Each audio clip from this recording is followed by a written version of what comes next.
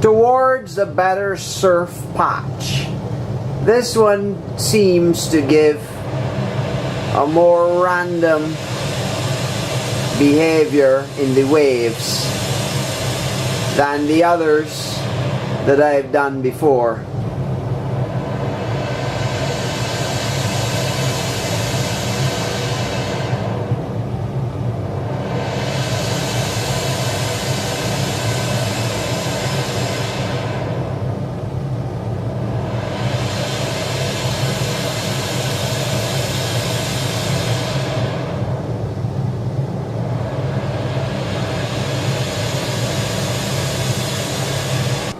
This is now the fourth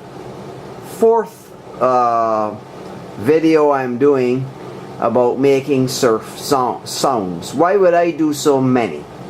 Well, the first patch I showed you was using two cross-modulated LFOs to produce the randomness of the surf.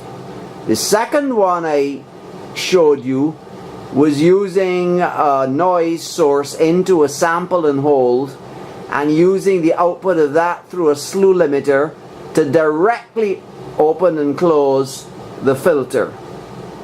Then the third sound of the sea that I did was using 4 low frequency oscillators set to random frequencies and merely mixing the sound in a mixer, mixing those low frequency oscillator waves together in a mixer, and that was producing the randomness for the opening and closing of the filter. Now this, in our last, and I don't know if it will be our final surf simulator, is using the sample and hold on the noise, but this in this particular iteration we are feeding the sample and hold output into a low frequency oscillator and controlling the frequency of the low frequency oscillator with the sample and held noise, and the low frequency oscillator is then modulating the filter to open and close it. The basic audio path is simply noise through the filter and straight out to the amplifier. It doesn't get any simpler than that. So the modulation in all cases is occurring in the filter, and our whole attempt to produce an accurate simulation depends on the manner in which the randomness occurs. So that's about the sum of it. Why would I go to so much trouble? Well, this is what separates analog modular synthesizers from their digital cousins. Most people focus on just getting a nice musical tone, or maybe even a way out musical tone. But when we get into sound effects and noises, particularly noises of nature, this is really where the analog synthesizer shines, because a lot of the randomness that we seek can be got in many different ways. It's very hard in digital systems to get anything random. Digital systems, randomness in digital systems is not very easy to accomplish. It can be done to what we call pseudo-randomness, but because of the precision and accuracy in the way digital systems work, genuine randomness is very hard to achieve. Alright, so let us just quickly check out the wiring here and perhaps look at some knobs. The actual source of the noise you hear is coming from the Q110 noise module, and it's turned up to all, as you can see, and we're taking the pink noise output and feeding it into our state variable filter, and from there it's just going to a VCA. But in this particular patch, we're not modulating the VCA in any way. In a previous patch we actually modulated the amplitude as well as the frequency content. In this particular case, the VCA is just manually set to the output level or loudness of our sound.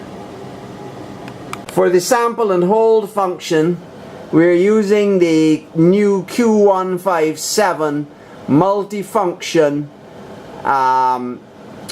sample and hold and noise, basically SH++. Okay, so we have, that's a combination module which contains both the oscillator at the top and the sample and hold feature, as well as the noise at the bottom.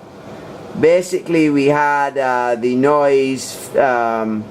The noise has a built-in low-pass filter. We had that set to about 1 3/4 on the dial. Up top in the gating frequency, we have that set to about 0.9 on the dial.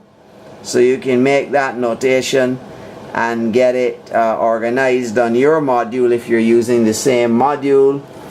And we had that going into one of our, for our LFO, we were just using one of our Q106 oscillators on the low range. And as you can see, we have the frequency set. What's it set there to? It's set there to minus 2.3, minus 2.3 on the frequency dial.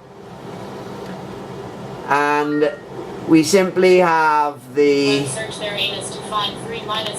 output from the sample and hold going into our 1 volt per octave exponential frequency input of this oscillator, and the output of the oscillator just goes into the variable input on the state variable filter.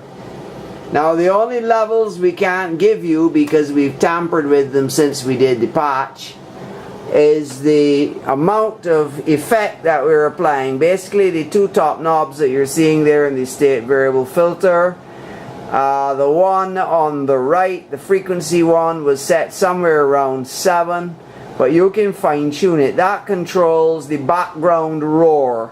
That sets the background roar. You don't want it to go to silence after every wave. So you want, that sets basically the tone of the background roar that you're getting in between waves. Whereas the one on the left, our level control, that was set to about somewhere between +1 and +2 if I remember correctly. But playing with that one will give you the effect. How powerful is the effect of the wave, and how far does it carry it into the high frequency region. If you turn that to 0, you get no wave action at all, and as you turn it in the plus direction, the wave action, or the wave, gets louder and the frequency content is spread out, is greater. Okay, so that's basically about it for this very simple patch.